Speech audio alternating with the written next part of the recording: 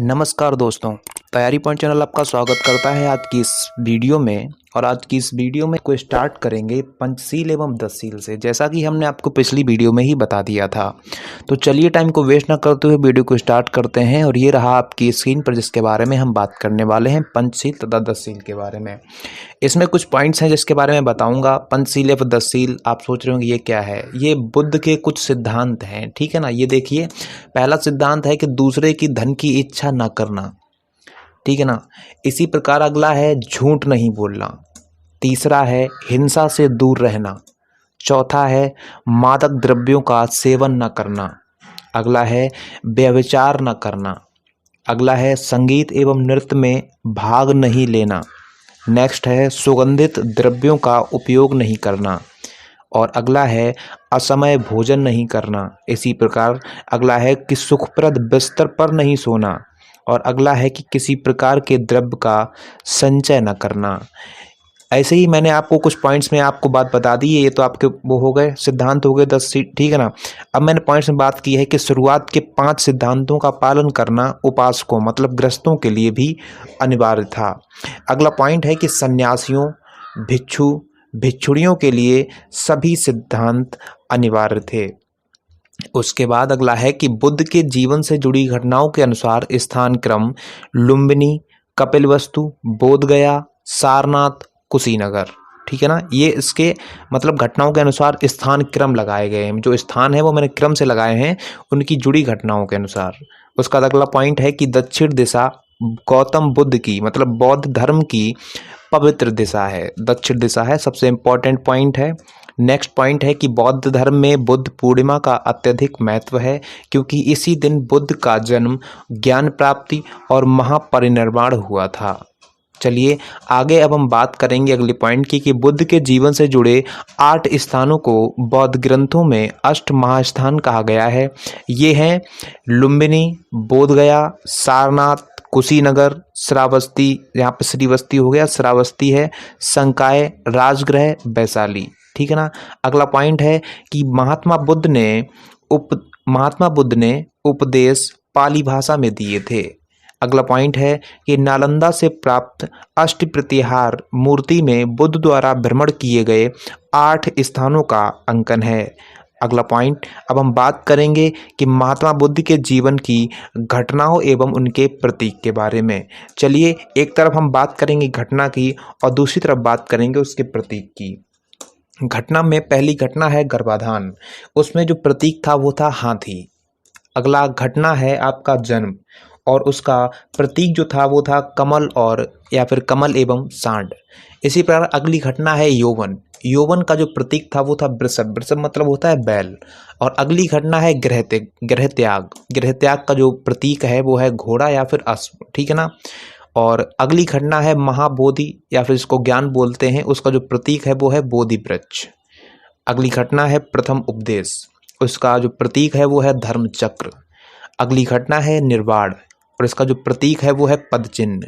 अगला है मृत्यु या फिर महापरिनिर्वाण, उसका जो प्रतीक है वो है स्तूप। और अगली घटना है कि 5 ब्राह्मण जिन्हें प्रथम उपदेश दिया और उनका जो प्रतीक है वो है दाना चुगते हुए हंस, ठीक है ना। अब हम कुछ बात इनकी पॉइंट्स में करेंगे। जैसे कि पहला पॉइंट है कि मंजिम निकाय के 4 सूत्रों में बुद्ध की परिश्ना मतलब होता है ज्ञान खोजने का प्रयास का वर्णन मिलता है। और अगला पॉइंट है कि आरंभिक पाली साहित्य को 3 भागों में विभाजित किया गया या फिर किया जा सकता है। वो कौन कौन से हैं। पहला है आपका सुत्त पिटक। सुत्त पिटक में क्या है कि बुद्ध के उपदेशों का संकलन। और अगला है विनय पिटक। विनय पिटक में क्या है कि भिक्षु संघ के नियम। और अगला है अभिधम्म पिटक। अभिधम्म पिटक में क्या है, इसमें है कि धम्म संबंधी दार्शनिक विवेचन, ठीक है ना। चलिए अगला पॉइंट देखते हैं। अगला पॉइंट है कि त्रिपिटकों पर महाभाष्य के रूप में अट्ठ कथा नामक पुस्तक लिखी गई है। सबसे इंपॉर्टेंट पॉइंट बेटा ये है कि महाभाष्य के रूप में अट्ठ कथा नामक पुस्तक लिखी गई है। अगला पॉइंट है कि सुत्त पिटक को प्रारंभिक बौद्ध धर्म का एनसाइक्लोपीडिया कहा जाता है। अगला पॉइंट आपके स्क्रीन पर कि महावस्तु तथा ललित विस्तार बुद्ध की पौराणिक जीवनियां हैं। अगला पॉइंट आपके स्क्रीन पर है कि बुद्ध के पूर्व जन्म की कथाएं, जातक कथाएं सुत्त पिटक में वर्णित हैं। अगला पॉइंट आपकी स्क्रीन पर है कि ललित विस्तार महायान संप्रदाय का प्राचीनतम ग्रंथ है तथा महावस्तु को हीनयान एवं महायान के मध्य पुल माना जाता है। नेक्स्ट पॉइंट आपकी स्क्रीन पर है कि नागार्जुन ने प्रतीत समुत्पाद को शून्य माना है। नेक्स्ट पॉइंट कि नागार्जुन को शून्यवाद का जनक एवं आधुनिक युग का आइंस्टीन कहते हैं। नेक्स्ट पॉइंट है कि नागार्जुन को बौद्ध धर्म का संतपाल कहा जाता है। और अगला पॉइंट आपकी स्क्रीन पर ये रहा कि नागार्जुन ने रस चिकित्सा सिद्धांत एवं पारे की खोज की। उसके बाद अगला पॉइंट है कि नागार्जुन ने शून्यवाद से शंकराचार्य के अद्वैत दर्शन को प्रभावित किया। नेक्स्ट पॉइंट है कि वज्रयान में राहुल सांकृत्यायन ने 84 सिद्ध या फिर सिद्धाचार्य या फिर सरहब का उल्लेख किया। उसके बाद अगला पॉइंट है कि बौद्ध संप्रदाय में तंत्रवाद को अपनाने वाला सर्वज्ञ मित्र था। और अगला पॉइंट है कि हारीति देवी का बाल भक्षक से बलरक्षक में परिवर्तन हुआ था। उसके बाद अगला पॉइंट है कि मुनि शब्द एवं स्तूप शब्द सर्वप्रथम ऋग्वेद में मिलता है। और अगला पॉइंट है कि सर्वस्तिवादी या फिर महासांगिक का प्रवर्तक राहुल भद्र था। और उसी में हमने बताया है कि इस मत का सर्वाधिक प्रभाव कश्मीर एवं मथुरा में था। ठीक है ना। अगला पॉइंट आपकी स्क्रीन पर है कि उड़ीसा में रत्नागिरी, ललितगिरी एवं वज्रगिरी बिहार थे। अगला पॉइंट है कि शयन मुद्रा में बुद्ध की प्राचीनतम मूर्ति कुशीनगर से प्राप्त हुई है।